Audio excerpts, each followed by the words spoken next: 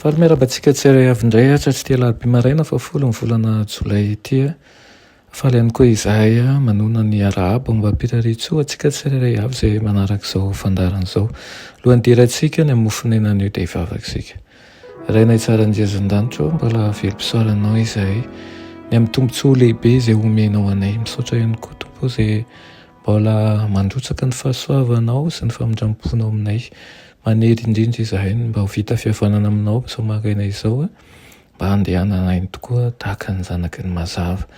Koa mitenena Tompo fa voninkaino anao izahay amin'ny anaran'i Jesosy. Amen.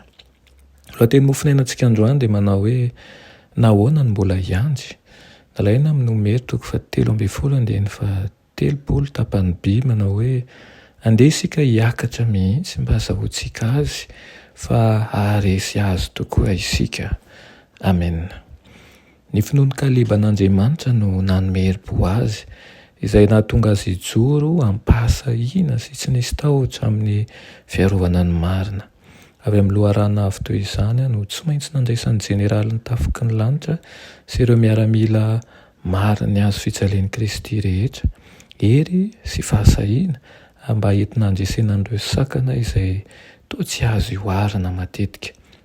Ireo izay manao ny adidiny dia tsy maintsy vonona mandraka hariva hanambara ny teny izay omen'Andriamanitra azy, fa tsy ny teny mampisalasala sy mahakivy ary mandisy fanantenana. Na dia miresaka momba ny tsy fahafahana aza ireo mpierina ary miorooro ny eritreritany amin'ny rindrina avo sy ny olana goavam-be, dia avelao Kaleba izay mahatoky manana fanahy hafa na ho eo anoloana. Ny fahamarinan'Andriamanitra izay mitondra famonjena no entina any amin'ny vahoaka raha toa ka tsy mahafeny lalan'ireo mpanompo isipino izay nanao fanekena, toy ny nataon'ireo mpisafitany izay tsy nahatoky. Ny zodim-po sy ny heriny tsy maintsy hamafisina. Ireo talenta izay arafesina vokatry ny tsy fampiasana azy no tsy maintsy manosika ho amin'ny asany feo izay mety hiteny hoe andraso, azavela isy enta-mavesatra eo aminao dia feon'ireo mpisafitany izay sarotahotra.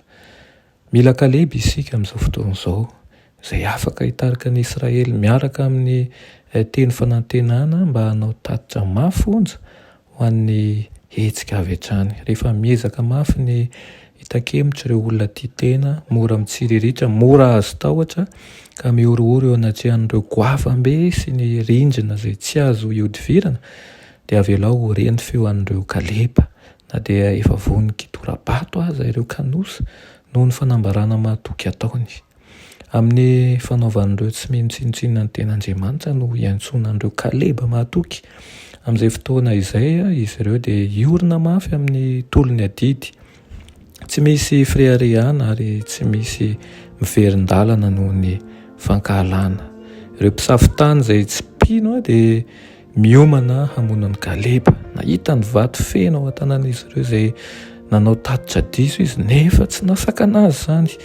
Nananana hafatra izy ary hitondra an'izany. Io toe-tsaina io no iseho amin'ireo izay marina amin'Andriamanitra ankehitriny. Ny riana ianao dia ho Kaleba ihany koa eo amin'ny tontolo misy anao, na ny fiangonana, na ny fiarahamonina, na ny fianakaviana mihitsy aza. Dia irina ny hanananao zoto-po tahaka nanana ny Kaleba, ka ny fanahy masina ny hanome anao hery sy hankahery anao amin'ny fotoana rehetra. Amen.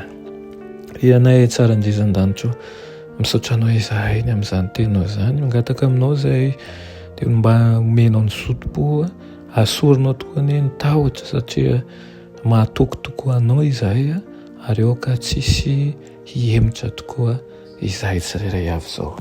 Amin'ny anaran'i Jesosy. Amen.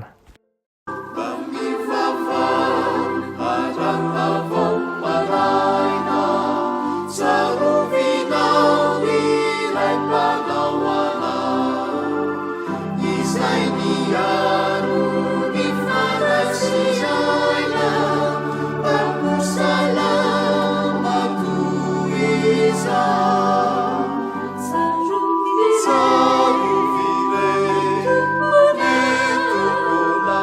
Sai piaro